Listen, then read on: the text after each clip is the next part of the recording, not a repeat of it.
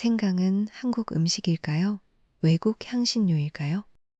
수정과에도 들어가고, 김치 양념에도 들어가고, 감기 기운 있을 때 차로도 마시니까 왠지 아주 오래전부터 우리 땅에서 난 토종, 재료처럼 느껴집니다. 그런데 생강의 이야기를 따라가 보면 조금 다릅니다. 생강은 원산지부터 깔끔하게 한 나라로 정리되지 않습니다. 그리고 더 흥미로운 건 어디서 태어났는지는 흐릿한데 어디로 이동했는지는 꽤 선명하다는 점입니다.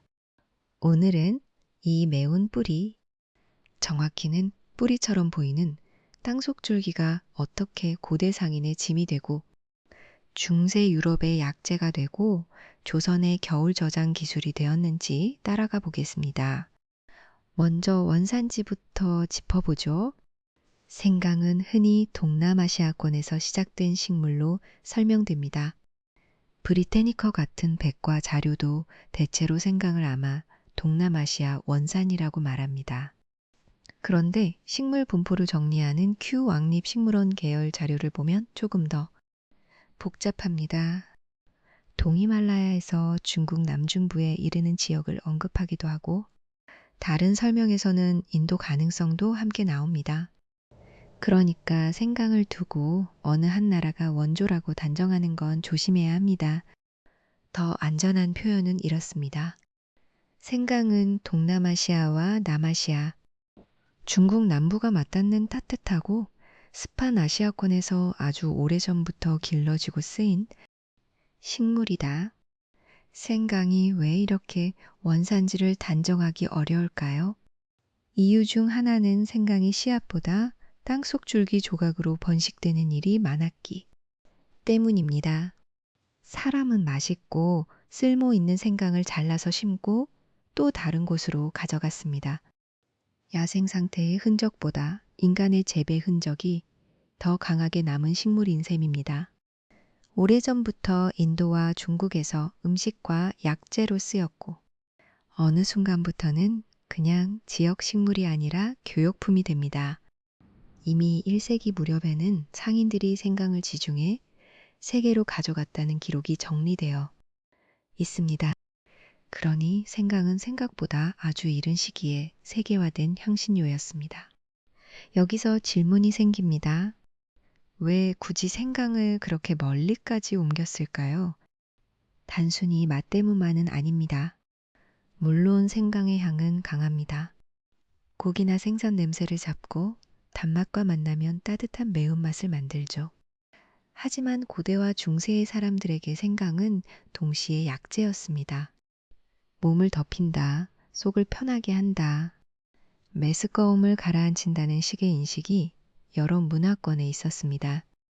게다가 말린 생강은 비교적 오래 보관할 수 있었고 작지만 비쌌습니다.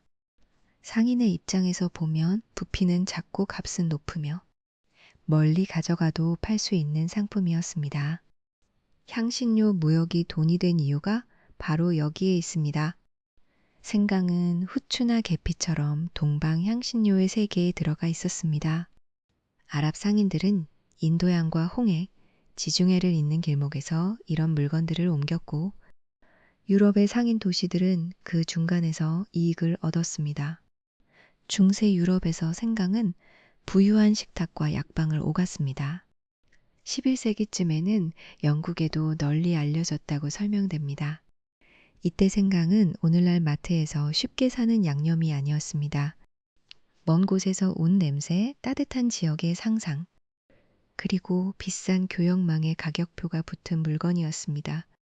우리가 생강을 한 조각 넣는 행동 뒤에는 사실 이런 긴 상업의 역사가 붙어 있습니다.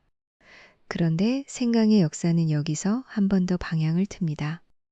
대항해 시대 이후 유럽 세력은 향신료를 사오는 데서 멈추지 않고 직접 옮겨 심으려 했습니다. 브리테니커의 정리에 따르면 스페인 사람들은 정복 직후 생강을 서인도 제도와 멕시코로 옮겼고 1547년에는 산티아고에서 생산된 생강이 스페인으로 수출되었다고 합니다. 이것은 꽤 큰 변화입니다. 생강이 아시아에서 유럽으로 가는 귀한 향신료였다가 이제는 카리브와 아메리카에서 재배되어 대서양을 건너는 식민지 상품이 된 겁니다.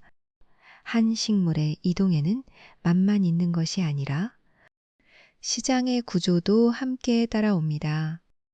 현대의 생강 경제도 조금 헷갈리기 쉽습니다. 많이 생산하는 나라와 많이 수출하는 나라가 꼭 같지는 않기 때문입니다.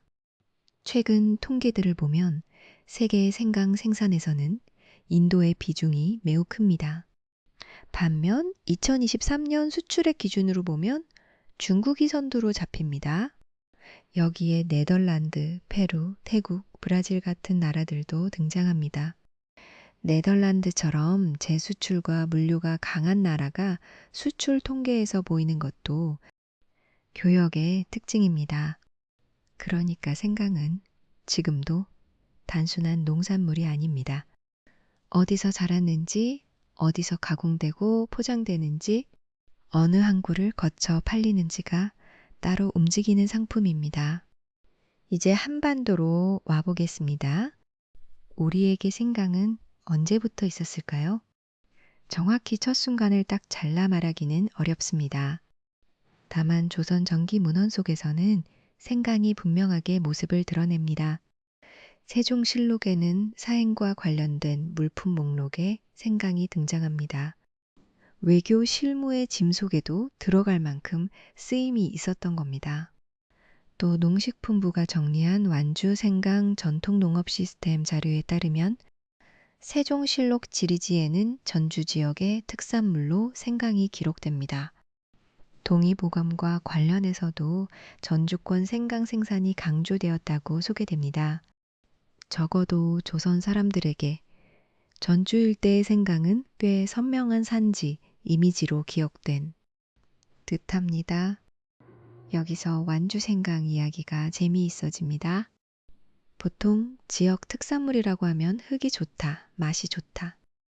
이런 말을 먼저 떠올립니다. 그런데 완주 생강 전통의 핵심 반전은 재배보다 저장에 있습니다. 생강은 따뜻한 곳을 좋아하는 고온성 작물입니다. 문제는 한반도의 겨울입니다. 다음 해에 심을 시생강을 살려두려면 얼지 않게, 썩지 않게 보관해야 했습니다. 그래서 완주 일대에서는 토굴과 온돌식 저장굴 같은 방식이 전해졌습니다. 농식품부 자료는 산가 요록에 온돌식 생강 저장 방식에 이른 기록이 보인다고 설명합니다. 생강을 기른다는 건 밭에서 캐는 일로 끝나지 않았습니다. 겨울을 통과시키는 기술까지 포함된 일이었습니다. 생강 저장구를 떠올려 보세요. 차가운 바깥 공기 아래 흙으로 둘러싸인 공간이 있고 그 안에 다음 봄을 기다리는 시생강이 있습니다. 바닥에는 온기가 돌고 사람들은 온도와 습도를 몸으로 익혀 조절했을 겁니다. 이것은 단순한 보관 창고가 아니라 열대성 작물을 한반도의 계절 안에 붙잡아 두는 장치였습니다. 그래서 완주생강 전통농업 시스템이 국가 중요 농업유산으로 지정된 것도 의미가 있습니다. 생강이라는 상품만 본 것이 아니라 그 생강을 이어가기 위해 지역 사람들이 만든 기술과 생활 방식을 유산으로 본 것입니다. 그리고 생강은 한국 음식 문화 안에서 꽤 독특한 자리를 차지합니다. 마늘이나 고추처럼 매일 강하게 존재감을 드러내기보다는 필요한 순간에 향을 잡아주는 재료에 가깝습니다. 고기와 생선 요리에서는 잡내를 누르고 김치 양념에서는 향의 바닥을 깔아줍니다. 하지만 생강이 가장 아름답게 드러나는 장면은 겨울 음료일지도 모릅니다. 수정과를 생각해보죠. 다음 문장입니다. 생강과 계피를 달인 물에 곶감과 잣을 더한 음료입니다. 매운맛, 단맛, 향, 차가운 온도가 함께 있습니다. 정초에 손님을 맞이할 때 내던 음료라는 설명을 보면 생강은 단지 약재가 아니라 환대의 맛이기도 했습니다. 배숙도 비슷합니다. 배에 생강과 꿀, 후추 같은 향을 더해 끓이는 궁중 음료로 소개됩니다. 배의 부드러운 단맛에 생강의 따뜻한 매운 향이 들어가면 이것은 음식과 약의 경계에 놓입니다. 조선의 후식 문화에서 생강은 화려한 주인공이라기보다 전체 맛을 단단하게 묶는 조연이었습니다. 흥미로운 점은 이 조연이 없으면 맛의 균형이 무너진다는 겁니다. 수정과에서 생강을 빼면 단맛은 남지만 깊이가 줄고 배숙에서 생강을 빼면 따뜻한 긴장감이 사라집니다. 생강은 작지만 구조를 만드는 향입니다. 오늘날 완주와 봉동의 생강은 지역 브랜드로도 살아 있습니다. 지역 자료에서는 봉동 생강을 예부터 명산품으로 기억하고 전국적인 생산과 출하의 중심지로 소개합니다. 이런 표현에는 지역 홍보의 성격도 섞여 있으니 그대로 역사적 사실처럼 받아들이기보다는 사람들이 생강을 통해 자기 지역을 어떻게 설명해 왔는지 보는 편이 좋습니다. 중요한 건 전통이 단순히 옛날 이야기로 남지 않았다는 점입니다. 저장굴, 씨생강, 수정과 지역 장터, 브랜드가 연결되면서 생강은 여전히 경제의 언어로도 말해집니다. 생강의 이야기를 정리하면 이렇습니다. 원산지는 한 점으로 찍기 어렵습니다. 다음 문장입니다.